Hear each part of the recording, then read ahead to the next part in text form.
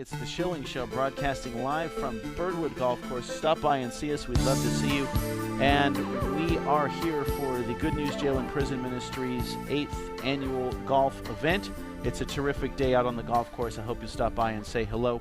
We're continuing our conversation here with Steve Lopez and Martha Cassell, 40 Days for Life. It's the event that is upcoming, and we want you to be a part of it, but also just to be aware of it because it is so important.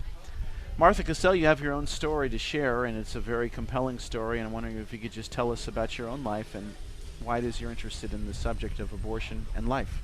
Okay, thank you. I'm interested in this subject because I had an abortion myself 33 years ago, back in 1979, and I guess abortion hadn't been going on that long at that time, and my actual experience of the abortion was that they were very caring, the people at the clinic in Washington, D.C., where I had the abortion. Nobody was pushy with me, but I was in a mindset at that time that there was no question for me. I wanted to have an abortion. I had been living with a man for 3 years, and based on my perceptions growing up, somehow I got the idea that the very worst thing, the most shameful thing a woman could do would be to trap a man by getting pregnant and forcing a marriage. And so I'm not sure that anybody even could have talked me out of it because I just wasn't willing to go forward in life with that burden. And so I really did not accept that it was a life that I had within me, unbelievable as it is to say that now. In fact, I was reflecting on St. Paul this morning in prayer as I was getting ready for this interview, and I just thought, he was so blind before he was struck blind. And that's what we all are, really. And that's certainly what I was. But at any rate, the most compelling moment of my abortion for me, and one of the most regrettable things, other than not having the gorgeous son, I believe, that I would have had today, had I not had the abortion, was the doctor himself. I do not know what he saw on that table when he took that baby out of me, and I was only about six or 7, maybe 8 weeks along at the time.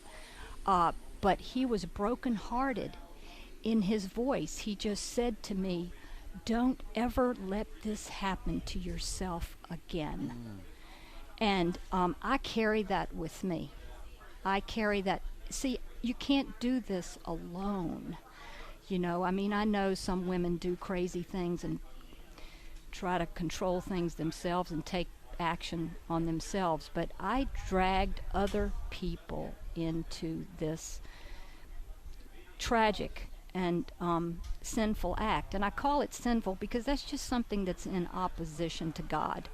I wanted to ask Rob, can we use the S word on this program? Absolutely. But, it's just anything that's in opposition to God. And back in that day, even though I had been raised and my family went to church regularly, I just didn't understand so many things. When I was unhappy and life wasn't going my way, I didn't understand what to do with that pain. And now I do. Now I just turn my pain over to God, and He guides me with the next right thing to do in every situation. And so that's why I'm here. That's why I'm involved. I hope that I can say something, reach somebody who might be in a quandary right now in fear, that there is help out there. There are agencies galore that would love to adopt a baby. And that is the most unselfish act I can imagine of a person, to carry forward with the pregnancy, bring the baby to term, and give that baby to a couple who perhaps is not able to have one. Martha, lest anybody think that and we've got about 2 minutes left, that the issue ended in 1979 for you when you walked out and you saw the doctor's reaction, but life just went back to normal. What happened in the interim, and how did you ever come to terms with that day? Well, interestingly enough, even though I've been through the Rachel's Vineyard healing process, It wasn't until, and that was about 3 years ago, it wasn't until last spring that I finally got it that I had not forgiven myself. Wow. And I carried that burden in sort of a blind way. Just didn't realize that I, at some level, wasn't accepting that God's love was big enough to take care of that. And so, you know, it's just not something you get over overnight. I don't know anyone who has, and a lot of times you're not aware that you're carrying the burden and the pain of this. And it takes years before you come to terms with it.